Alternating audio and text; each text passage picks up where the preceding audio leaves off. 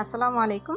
BCS ও সকল প্রতিযোগিতামূলক পরীক্ষার জন্য ঈশ্বরচন্দ্র বিদ্যাসাগর একটি গুরুত্বপূর্ণ টপিক। সো আজকের ভিডিওতে আমরা জানব ঈশ্বরচন্দ্র বিদ্যাসাগর সম্পর্কে।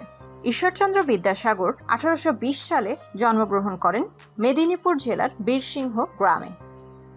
ঈশ্বরচন্দ্র বিদ্যাসাগরের প্রকৃত নাম ঈশ্বরচন্দ্র বন্দ্যোপাধ্যায়। বিদ্যাসাগর তার উপাধি। তার পিতার নাম ঠাকুরদাস বন্দ্যোপাধ্যায় ও মাতার নাম ভাগবতী দেবী।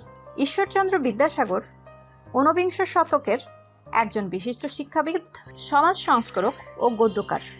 ঊনবিংশ শতক হচ্ছে গ্রেগরীয় পঞ্জিকা অনুসারে 1801 থেকে 1900 সাল পর্যন্ত সময়কাল। বিদ্যাসাগর উপাধি দেয়া হয় সংস্কৃত কলেজ থেকে এবং 21 বছর বয়সে তিনি এই উপাধি লাভ করেন।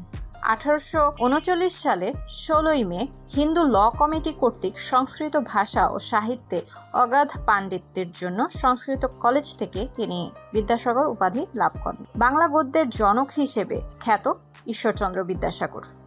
বাংলা গদ্যে জ্যোতি বা বিরাম চিহ্ন প্রথম স্থাপন করেন তিনি।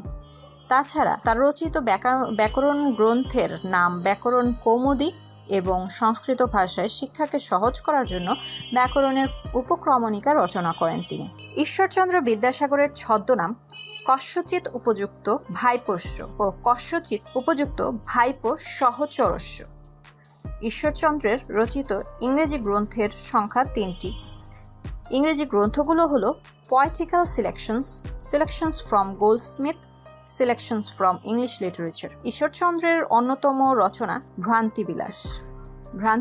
1869 সালে রচনা করেন। ভ্রান্তিবিলাস উইলিয়াম শেক্সপিয়ারের রচিত নাটক কমেডি অফ এরোস অবলম্বনে লিখিত। বিদ্যাসাগরের প্রথম প্রকাশিত গ্রন্থ বেতাল পঞ্চবিংশতি প্রকাশিত হয় 1847 সালে। গ্রন্থ 12টি, শিক্ষামূলক 4টি, অনুবাদ 12টি। বিদ্যাসাগর বিধবা বিবাহ আন্দোলনে নেতৃত্ব দেন। বিধবা বিবাহ আন্দোলন তৎকালীন প্রথম বড় সমাজ সংস্কার আইন।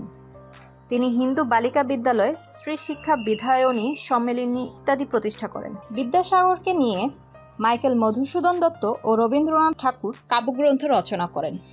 ঈশ্বরচন্দ্র বিদ্যাসাগরকে বাংলা গদ্যের প্রথম শিল্পী বলে অভিহিত করেছেন রবীন্দ্রনাথ ঠাকুর। ঈশ্বরচন্দ্র বিদ্যাসাগরের মধ্যে প্রাচীন ঋষির প্রজ্ঞা, ইংরেজের কর্মশক্তি ও বাঙালি মায়ের হৃদয়বৃত্তি দেখতে পেয়েছিলেন মহাকবি মাইকেল মধুসূদন দত্ত। পশ্চিমবঙ্গের পশ্চিম মেদিনীপুরে তার স্মৃতি রক্ষায় স্থাপিত হয়েছে বিদ্যাসাগর বিশ্ববিদ্যালয়। এটি পশ্চিম মেদিনীপুর জেলার সদর মেদিনীপুর শহরে অবস্থিত। রাজধানী কলকাতার আধুনিক স্থাপত্যের অন্যতম শ্রেষ্ঠ নিদর্শন বিদ্যাসাগর সেতু।